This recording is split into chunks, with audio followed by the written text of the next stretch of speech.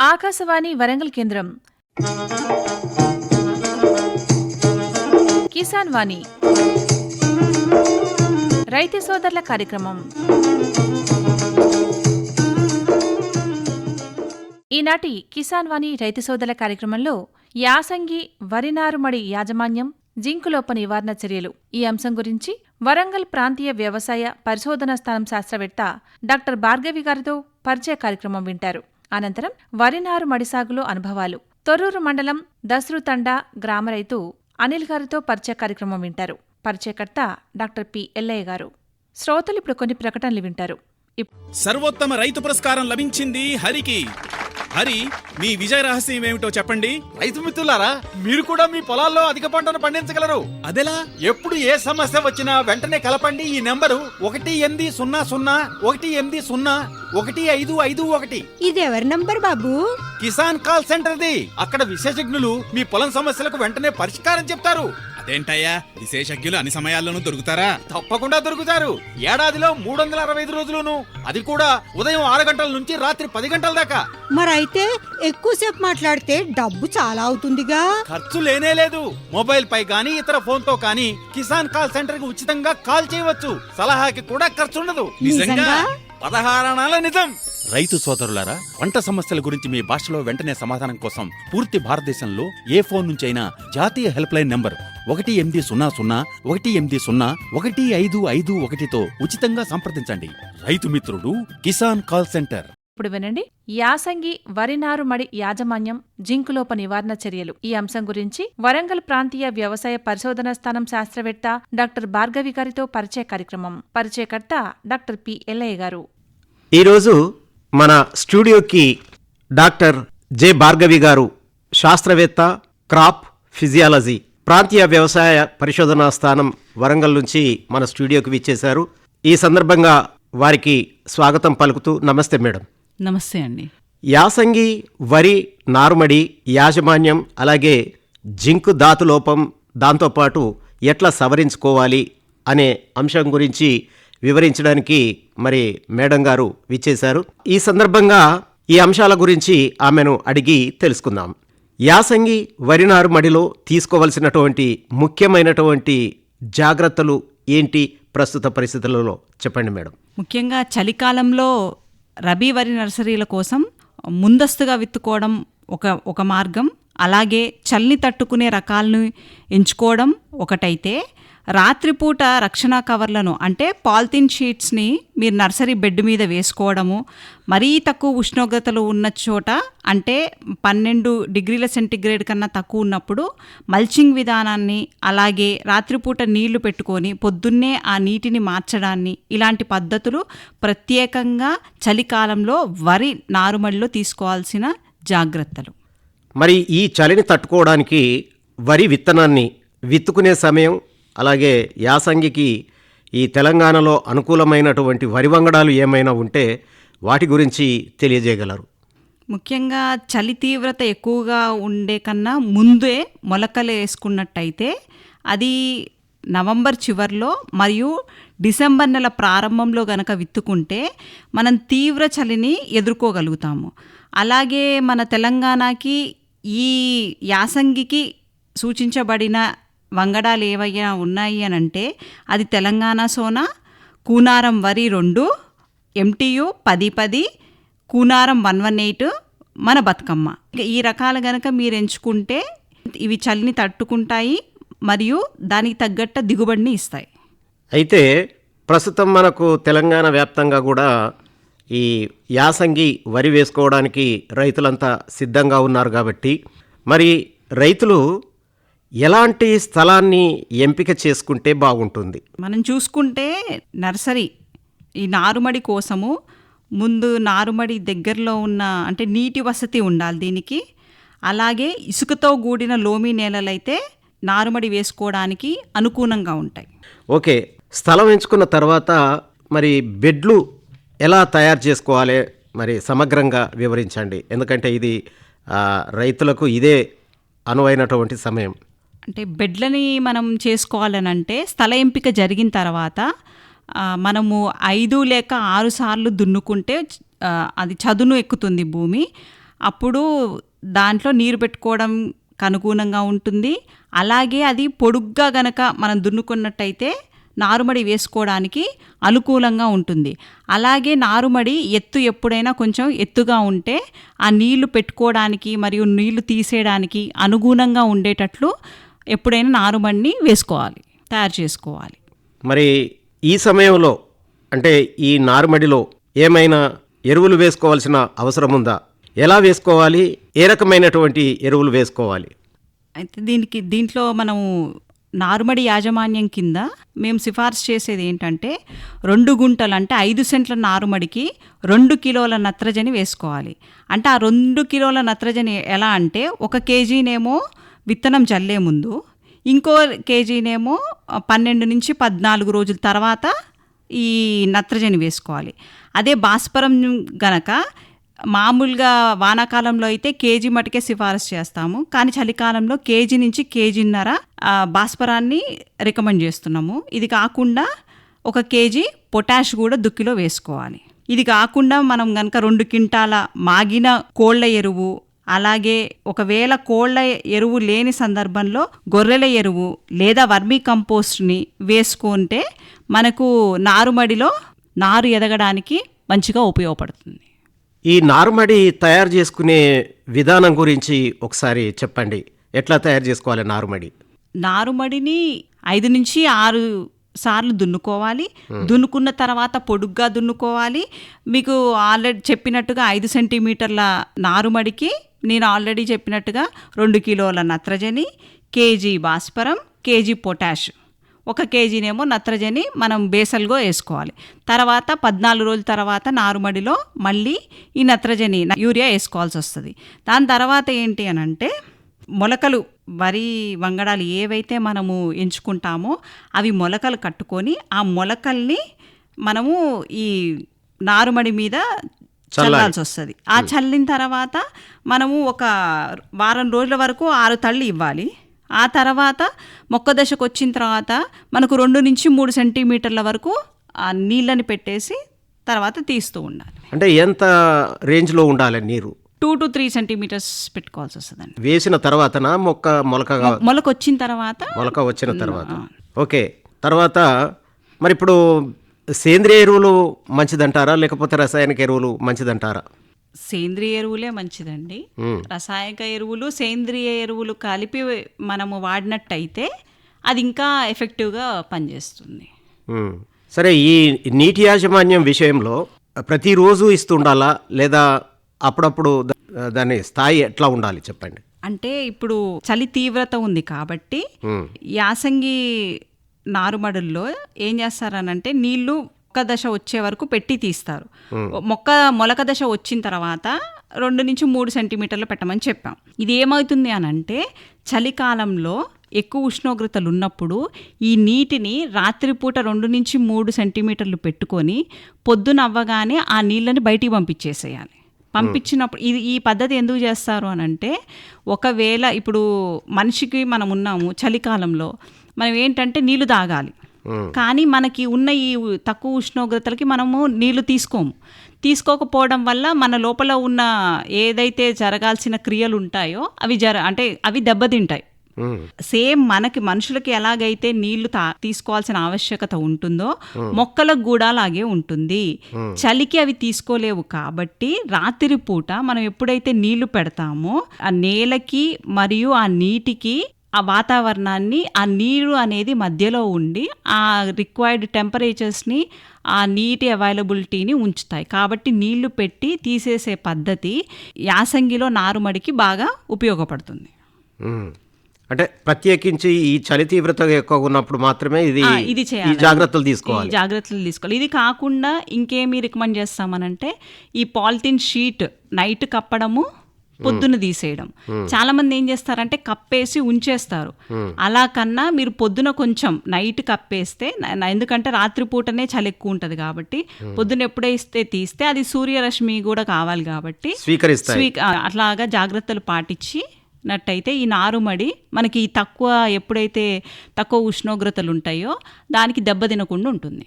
ప్రత్యేకించి ఈ చలి తీవ్రత ఎక్కువగా ఉన్నప్పుడు ప్రత్యేకించి అని అంటే ఒకటి మల్చింగ్, ఏది ఆర్గానిక్ మల్చింగ్, పైన గడ్డి వేసి నారు కప్పుకొని పొద్దున్నే తీయడం ఒకటి, ఇంకోటి పాలిథిన్ షీట్ కప్పుకోవడం ఒకటి, ఇంకోటి ఏం చెప్తున్నామంటే ఇప్పుడు ఈ నీళ్లు పెట్టేసి తీయడం. ఈ 3 మామూలుగా ఈ ప్రాక్టీసెస్ రైతు గనక చేసుకున్నట్టయితే నారుమడి దెబ్బతినకుండా ఉంటుంది, ఆరోగ్యంగా ఉంటుంది.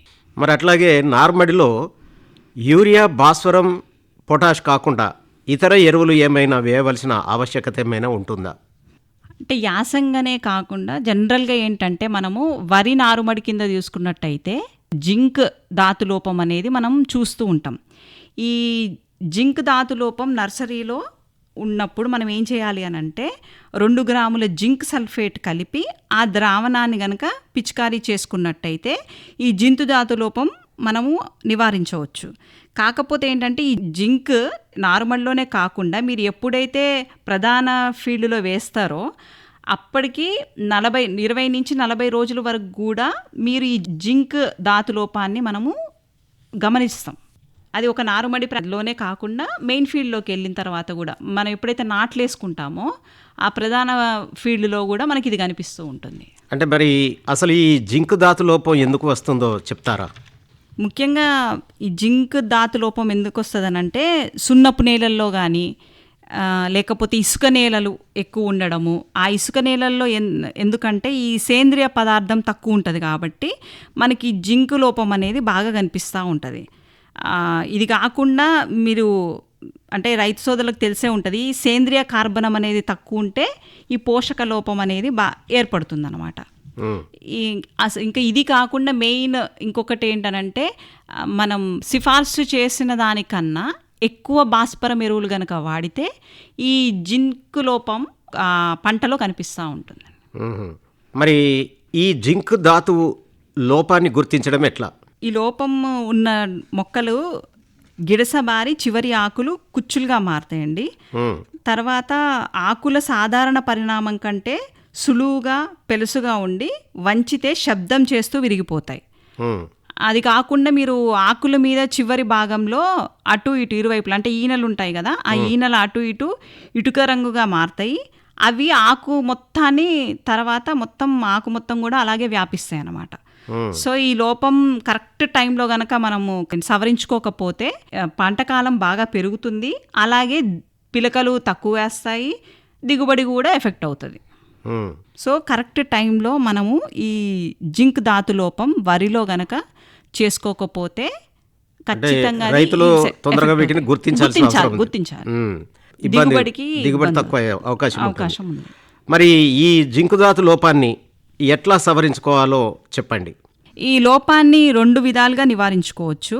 మొదటిది ఏంటంటే ఒకటి భూమిలో గనక జింక్ సల్ఫేట్ వేసుకోవడం ఒక విధానం అయితే, ఇంకోటి ఏంటంటే మొక్కలపై ఫ్లోరియా స్ప్రే అంటే మొక్కల మీద స్ప్రే చేసుకోవడం.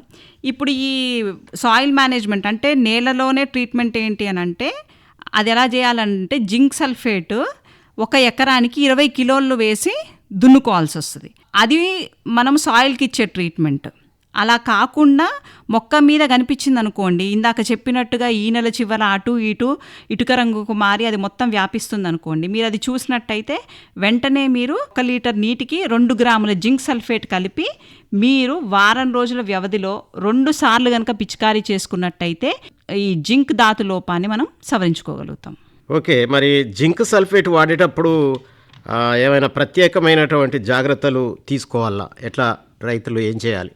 ఫస్ట్ జింక్ వేసేటప్పుడు ఇది ఎప్పుడు భాస్వరంతో కలిపి వేయకూడదు. ఎందుకనంటే ఈ భాస్వరం అనేది జింక్ని మొక్కకి అందించకుండా ఉంటుంది. సో ఈ కలిపి వేయకుండా జాగ్రత్తగా చూసుకోవాలి. భాస్వరం వేసిన తర్వాత ఒక 3-4 రోజుల వ్యవధి తోటి జింక్ వేసుకుంటే ఆ జింక్ మొక్కకి అవైలబుల్గా ఉంటుంది. లేకపోతే ఫాస్ఫరస్తో వేస్తే వేసిన ఉపయోగం ఉండదు. రెండోది ఏంటంటే అంటే ఏ పురుగుల మందుతో కానీ లేకపోతే దేనితోటి కూడా కలిపి కనుక ఈ ద్రావణాన్ని ఎప్పుడు తెగుళ్ళ మందుతో కానీ పురుగుల మందుతో కానీ కలిపి ఎప్పుడు పిచికారీ చేయరాదు. అలా చేసినట్టయితే ఇది అంటే జింక్ సల్ఫేట్ పనిచేయదు అంతే. సో కాబట్టి వాడేటప్పుడు ఒకటి దృష్టిలో పెట్టుకోవాల్సింది రైతులు జింక్ సల్ఫేట్ని భాస్వరంతో కలిసి భూమిలో వేయరాదు. రెండోది పిచికారీ చేసేటప్పుడు ఏ పురుగుల మందుతో కానీ తెగుళ్ళ మందుతో కానీ కలిపి వేయకూడదు.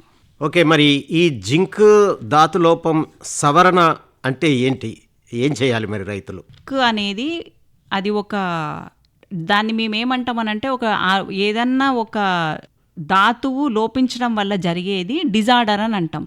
అది జబ్బు కాదు. దాన్ని ఏమంటామనంటే నివారణ చర్యలు కాకుండా కరెక్షన్ మెజర్స్ అంటాం. అంటే దాన్ని కరెక్ట్ చేసుకోవచ్చు. ఏదన్నా మనం అది తక్కువ పడ్డది మొక్కకి, దాన్ని ఏం చేస్తామంటే అందిస్తాం. అదే ఏ పురుగు మందో లేకపోతే ఏ తెగుళ్ళ మందో అంటే ఏదన్నా వస్తే దాన్ని చంపడానికి ప్రయోగిస్తాం. ఇదేంటంటే దానికి అందాల్సిన ఆహారం అందట్లేదు, దాన్ని బయట నుంచి ఇస్తున్నాం. ఈ జింకుది ఈ జింక్ ఎప్పుడైతే లోపం కనిపిస్తుందో దాన్ని వెంటనే ఫోలియార్ స్ప్రే, అంటే మీరు ఆకు మీద కనుక చూసినట్టయితే ఈ జింక్ సల్ఫేట్ లీటర్ నీటితో 2 గ్రాముల జింక్ సల్ఫేట్ కలుపుకొని పిచికారీ చేసుకున్నట్టయితే మనకు ఈ జింక్ లోపము వరి మొక్కల్లో కనిపించదు, నివారించదు, అంటే కరెక్షన్ చేయగలుగుతాం దాన్ని మనం చేసి దిగుబడులని మనము తగ్గించుకోకుండా మనం ఆశించిన దిగుబడులని జింకు వల్ల ఏ రకమైన నష్టం లేకుండా మనం చర్యలు తీసుకోవచ్చు. వరంగల్ ఉమ్మడి జిల్లా వ్యాప్తంగా కూడా ఈ యాసంగిలో వరి సాగు చేయడానికి రైతులంతా సిద్ధమై ఉన్నారు కాబట్టి చివరిగా రైతులకు మీరు ఏ విధమైన సలహాలు ఇవ్వదలుచుకున్నారు? నారుమడి అంటే టెంపరేచర్స్ బాగా, ఉష్ణోగ్రతలు ఈ సంవత్సరం బాగా తగ్గి ఉన్నాయి కాబట్టి నారుమడిని చాలా జాగ్రత్తగా రైతు సోదరులు కాపాడుకోవాల్సిన అవసరం ఎంతైనా ఉంది. ఆ కాపాడుకునే విధానంలో ఫస్ట్ ఎంచుకునే రకాలు ఆల్రెడీ నేను చెప్పినట్టుగా తెలంగాణ సోనా, కూనారం వరి 2, MTU 1010, అలాగే కూనారం 118, బతుకమ్మ వెరైటీలు కనుక మీరు ఎంచుకొని నారుమడి వేసుకొని ఆ నారుమడిలో ఇప్పుడు ఈ చలికి నివారించే ఏవైతే నేను సూచించానో 1 పాలిథిన్ షీట్ కప్పడం, 2 మల్చింగ్ వేసుకోవడం, 3 నీరు పెట్టి తీసుకోవడం, ఇవి గనక మీరు రెగ్యులర్గా పాటిస్తే నారుమడి మంచిగా మన ఈ చలి నుంచి కాపాడుకోవచ్చు. అట్లాగే ఇప్పుడు ఎందుకంటే నారుమడి దశలో ఉండి మొలకా దశలో ఉన్నారు కాబట్టి ఈ నారుమడి వేసుకొని రైతులు వివిధ పక్షువులు కానీ లేకపోతే ఇతర రక్షణ చర్యలు ఏమైనా తీసుకోవాల్సిన అవసరం ఉందా? రక్షణ చర్యలు అంటే మనము ఈ కలర్ పేపర్ పెట్టడం ఒకటి, అలాగే ఈ పాలిథిన్ షీట్ ఇందాక చెప్పినట్టు రైతు సోదరులు కొత్త కొనుక్కోవాల్సిన పని లేకుండా యూరియా బస్తాలున్నా లేకపోతే మన దగ్గర బస్తాలు మనమే కుట్టుకొని వేసుకొని దాని మీద నీళ్లు జల్లి తీసుకోవడము, ఇవన్నీ కూడా పక్షుల నుంచి విత్తనాల్ని కాపాడుకునే విధానంలో ఒకటి ఉంటుంది. ఓకే, చాలా సంతోషం.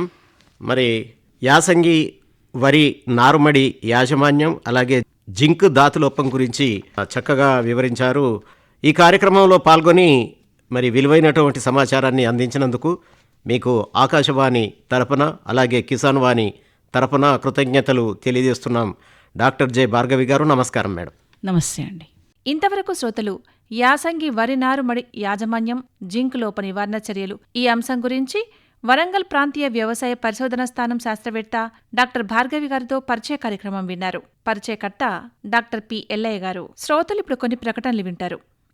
సర్వోత్తమ రైతు పురస్కారం లభించింది హరికి. హరి, మీ విజయ రహస్యం ఏమిటో చెప్పండి. రైతు మిత్రులారా, మీరు కూడా మీ పొలాల్లో అధిక పంటను పండించగలరు. అదెలా? ఎప్పుడు ఏ సమస్య వచ్చినా వెంటనే కలపండి ఈ నెంబరు 1800-150-1551. ఇది ఎవరి నంబర్ బాబు? కిసాన్ కాల్ సెంటర్ది. అక్కడ విశేషజ్ఞులు మీ పొలం సమస్యలకు వెంటనే పరిష్కారం చెప్తారు. అదేంటయ్యా, విశేషజ్ఞులు అన్ని సమయాల్లోనూ దొరుకుతారా? తప్పకుండా దొరుకుతారు. ఏడాదిలో 365 రోజులును, అది కూడా ఉదయం 6 గంటల నుంచి రాత్రి 10 గంటల దాకా. మరైతే ఎక్కువసేపు మాట్లాడితే డబ్బు చాలా అవుతుందిగా. ఖర్చు లేనే లేదు. మొబైల్ పై గానీ ఇతర ఫోన్ తో కానీ కిసాన్ కాల్ సెంటర్ కి ఉచితంగా కాల్ చేయవచ్చు. సలహాకి కూడా ఖర్చు ఉండదు. నిజంగా? 16 అనాల నిజం. రైతు సోదరులారా, పంట సమస్యల గురించి మీ భాషలో వెంటనే సమాధానం కోసం పూర్తి భారతదేశంలో ఏ ఫోన్ నుంచైనా జాతీయ హెల్ప్ లైన్ నంబర్ 1800-180-1551తో ఉచితంగా సంప్రదించండి. రైతు మిత్రుడు కిసాన్ కాల్ సెంటర్. ఇప్పుడు వినండి వరి నారుమడి సాగులో అనుభవాలు. తొర్రూరు మండలం దస్రుతండ గ్రామ రైతు అనిల్ గారితో పరిచయ కార్యక్రమం. పరిచయకర్త డాక్టర్ పి. ఎల్లయ్య గారు.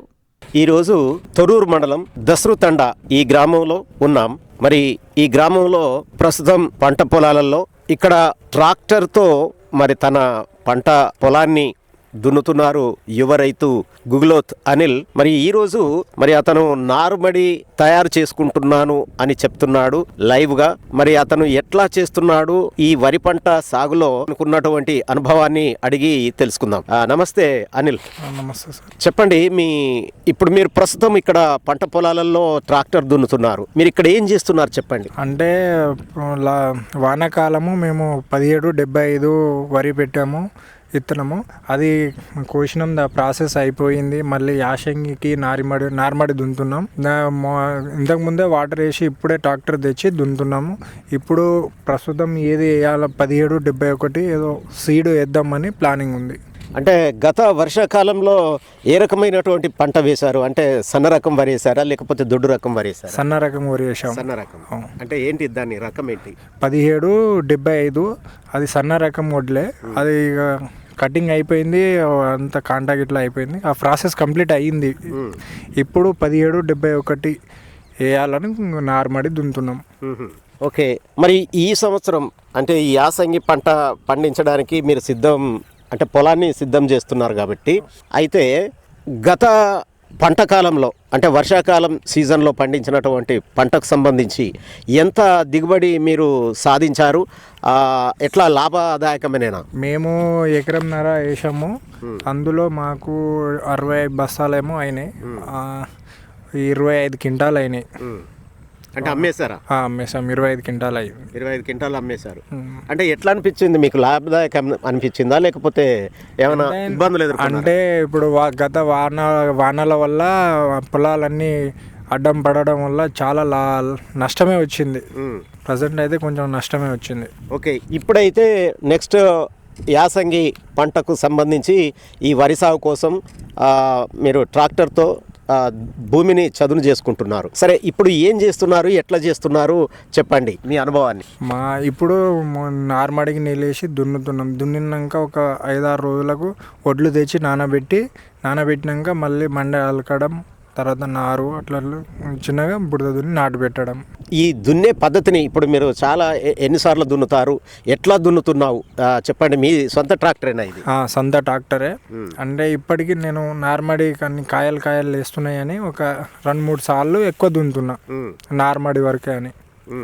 అంటే ఇప్పుడు సాధారణంగా మనకు ఈ యాసంగిలో కూడా చాలా మంది రైతులు వరి సాగు చేసేటువంటి రైతులు ఉన్నారు కాబట్టి ఎట్లా చేయాలి మరి వాళ్ళు కూడా మీలాగే? మరి మీరు యువ రైతులు, ఎంతకాలం నుంచి మీకు అనుభవం ఉన్నది? నేను గత ఒక 2 సంవత్సరాల నుంచి 2 సంవత్సరాల నుంచి సాగు చేస్తున్నా. ఏం చదువుకున్నారు మీరు? నేను బీటెక్ కంప్లీట్ చేశాను. బీటెక్ కంప్లీట్ చేసి కూడా ఇప్పుడు ఈ వరి పంట పొలంలో మీరు పనులు చేస్తున్నారు. అవును. ఎలా అనిపిస్తుంది మరి మీకు? ఇక లాభమైనా నష్టమైనా మనది మనం చేసుకోవాల్సిందే కదా. బీటెక్ లో ఏ బ్రాంచ్ చేశారు? నేను ట్రిపుల్ చేశాను. ట్రిపుల్ అయిపోయింది. ఇప్పుడు పంట పొలాల్లో మీ భూమి, మీకున్నటువంటి భూమి ఎన్ని ఎకరాల భూమి ఉంది మీకు? మాకు అంటే ఇది కౌలు బాపద్ది, ఇది కౌలు చేసేది. మీకు ఎన్ని ఎకరాలు ఉంది? మాకు లేదు ల్యాండ్, కౌలు మొత్తం కౌలే చేస్తాం. కౌలే చేస్తాం. అంటే సాధారణంగా చాలామంది బీటెక్ చేసినటువంటి విద్యార్థులు తర్వాత యువకులు మరి ఎక్కువగా వ్యవసాయం వైపు చూడకుండా వాళ్ళు ఏదో ఇతర ప్రైవేటు ఎక్కడైనా సాధారణ ఉద్యోగం, ప్రైవేట్ ఉద్యోగం వెతుక్కొని జీవిస్తున్నటువంటి సందర్భాలు చూస్తుంటా ఉంటాం. కానీ మీరు మాత్రం మీకు భూమి లేకున్నా కౌలు నమ్ముకొని ఇది చేస్తున్నారు. మరి మీకు ఎందుకంత ఇంట్రెస్ట్ ఈ వ్యవసాయం మీద మక్కువ? అంటే మా వాళ్ళు కూడా చేస్తారు, నేను కూడా అందులో చేస్తున్నా. అంటే వాళ్ళకి నేను హెల్ప్ చేస్తున్నా, ప్రత్యేకంగా నేనే చేద్దామని కాదు. మా డాడీ వాళ్ళకు హెల్ప్ చేద్దామని బండి ఉన్నదని దున్నడానికి వచ్చాము. అయితే సరే, ఎట్లా చేస్తున్నారు చెప్పండి. ఇప్పుడు మరి దుక్కిని ఎన్నిసార్లు దీన్ని దున్నాలి? దీన్ని 3 సార్లు దున్నాలి. 3 సార్లు దున్నాలి. ఇప్పుడు ఒక 2 సార్లు దున్ని ఇంకో సార్లకి మండాలు కాలి. ఇంకో సార్లు తర్వాత మండాలు. అంటే మీరు మరి ఆ నార్మడి ఆ ఒడ్లు పెట్టేటువంటి విధానం గురించి చెప్పండి. విధానం అంటే వడ్లు తెచ్చి నానబెట్టి ఒక 2 days సైడ్కి పెట్టి వాటర్ పోసినాక మండ వచ్చినాక మొలకలు వచ్చినాక తెచ్చి అలకడమే. అంటే ఇప్పుడు ఏ రకమైనటువంటి సన్న రకం పెడతారా లేకపోతే దొడ్డు రకం పెడతారా? సన్న రకమే. ఇప్పుడు కూడా యాసంగి కూడా సన్న రకం. ఏ రకాన్ని పెడదాం అనుకుంటున్నాం? 1771 సంథింగ్, అదే సన్న రకం. మరి ఇది ఏ రకమైనటువంటి భూమి? ఇది నల్లరేగడా లేకపోతే? నల్లరేగడే. ఈ నల్లరేగడి భూమిలో ఇవి పండిస్తారా? ఆ. ఓకే, మరి ఎన్నిసార్లు దున్నాలి దాన్ని? ఎంత లోతుల దున్నాలి? అంటే ఒక 3 సార్లు దున్నాలి. లోతు అంటే ఇక మన సొంత వెహికల్ కాబట్టి కొంచెం ఇంకా మంచిగా దున్నుకుంటాం. అదే కిరాయి తెచ్చి దున్నుతే తర్వాత వాళ్ళు అంత మంచిగా ఏం దున్నరు. అంటే అవి కోసిన వరి కొయ్యలు ఉంటాయి కదా, అవి కొంచెం పెద్దగా ఉండేసరికి ఒక 3-4 సార్లు ఎక్కువ దున్నుకుంటాం అన్నట్టు. అంటే దాన్ని కలియ దున్నాలి. అంటే ఇది మరి ఈ కొయ్యకాలు ఏదైతే ఇంతకుముందు కోసినటువంటి ఆ వరి ఉందో ఆ వరి కొయ్యకాలు దీనికి ఏ విధంగా ఉపయోగపడుతుంది? ఏ విధంగా అంటే దాన్ని కాలబెట్టడం వల్ల అదే ఎరువుల లెక్క కొంచెం మళ్ళీ ఎరువుగా మారుతుంది. కొయ్యకాలు కాలబెడితే అది మళ్ళీ ఎరువులాగా మారుతుంది. అంటే సాధారణంగా శాస్త్రవేత్తలు ఏం చెప్తున్నారని అంటే కొయ్యకాలను కాలపెట్టకూడదు, కేవలం అది అందులోనే కలియ దున్నితే అది ఎరువుగా మారుతుంది అంటుంటున్నారు. మరి మీరు ఇప్పుడు కొయ్యకాలు ఉన్నాయి కదా, దాన్ని కాలబెట్టినాక అది మళ్ళీ ఎరువులకే లెక్కనే కలుస్తుంది. దున్నినాక మురగడం వల్ల అదే ఎరువు లెక్క మారిపోతుంది. ఇప్పుడు ఎకరన్నారన్నా మీరే చేసి? ఎకరన్నర అంటే ఎన్ని విత్తనాలు మీరు ఇందులో నాటుదాం అనుకుంటున్నారు? మేము ఒక 2 బస్తాలు తెద్దాం అనుకుంటున్నాం. 2 బస్తాలు అంటే సరిపోతుందా? సరిపోతుంది. ఓకే, మరి ఇప్పుడు రైతులంతా మరి ఇక వేసవి పంటగా మరి ఇక ఈ వరి సాగు చేయడానికి అందరూ కూడా సిద్ధమవుతున్నారు. మరి వారందరికీ మీరు ఏమైనా సలహా ఇవ్వదలుచుకున్నారా? సలహా అంటే ఇక నేనేం అందరూ ఎవరి ఇష్టం వాళ్ళది. మాకు ఈ సీడ్ మాకు నచ్చింది కాబట్టి మేము ఇది తెచ్చి మేము ఇలా సాగు చేసుకుంటున్నాం. ఓకే, మొత్తానికైతే సన్న రకం వరే. అంటే మరి కావాల్సినంత వాటర్ సౌకర్యం ఉందా? వాటర్ సౌకర్యం ఉంది. బాయా లేక బోర్ ఉన్నది. ఓకే, చాలా సంతోషం. మరి మీకున్నటువంటి అనుభవాన్ని, ప్రస్తుతం నార్మడి తయారు చేసుకునేటువంటి విధానం గురించి చాలా చక్కగా వివరించారు. మరి కిసాన్ వాణి కార్యక్రమంలో పాల్గొని మీరు విలువైనటువంటి సమాచారాన్ని అందించినందుకు మీకు ఆకాశవాణి తరపున అలాగే కిసాన్ వాణి తరపున కృతజ్ఞతలు తెలియజేస్తున్నాము. అనిల్ గారు నమస్కారం. నమస్తే. ఇంతవరకు శ్రోతలు వరినారు మడిసాగులో అనుభవాలు తొర్రూరు మండలం దస్రూతండ గ్రామ రైతు అనిల్ గారితో పరిచయ కార్యక్రమం విన్నారు. పరిచయకర్త డాక్టర్ పి. ఎల్లయ్య గారు. శ్రోతలు ఇప్పుడు కొన్ని ప్రకటనలు వింటారు. సర్వోత్తమ రైతు పురస్కారం లభించింది హరికి. హరి, మీ విజయ రహస్యం ఏమిటో చెప్పండి. రైతు మిత్రులారా, మీరు కూడా మీ పొలాల్లో అధిక పంటను పండించగలరు. అదెలా? ఎప్పుడు ఏ సమస్య వచ్చినా వెంటనే కలపండి ఈ నెంబరు 1800-180-1551. ఇది ఎవరి నంబర్ బాబు? కిసాన్ కాల్ సెంటర్ది. అక్కడ విశేషజ్ఞులు మీ పొలం సమస్యలకు వెంటనే పరిష్కారం చెప్తారు. అదేంటయ్యా, విశేషజ్ఞులు అన్ని సమయాల్లోనూ దొరుకుతారా? తప్పకుండా దొరుకుతారు. ఏడాదిలో 365 రోజులును, అది కూడా ఉదయం 6 గంటల నుంచి రాత్రి 10 గంటల దాకా. మరైతే ఎక్కువసేపు మాట్లాడితే డబ్బు చాలా అవుతుందిగా. ఖర్చు లేనే లేదు. మొబైల్ పై గానీ ఇతర ఫోన్ తో కానీ కిసాన్ కాల్ సెంటర్ కి ఉచితంగా కాల్ చేయవచ్చు. సలహాకి కూడా ఖర్చు ఉండదు. నిజంగా? 16 అణాల నిజం. రైతు సోదరులారా, పంట సమస్యల గురించి మీ భాషలో వెంటనే సమాధానం కోసం పూర్తి భారతదేశంలో ఏ ఫోన్ నుంచైనా జాతీయ హెల్ప్ లైన్ నంబర్ 1800-180-1551తో ఉచితంగా సంప్రదించండి. రైతు మిత్రుడు కిసాన్ కాల్ సెంటర్.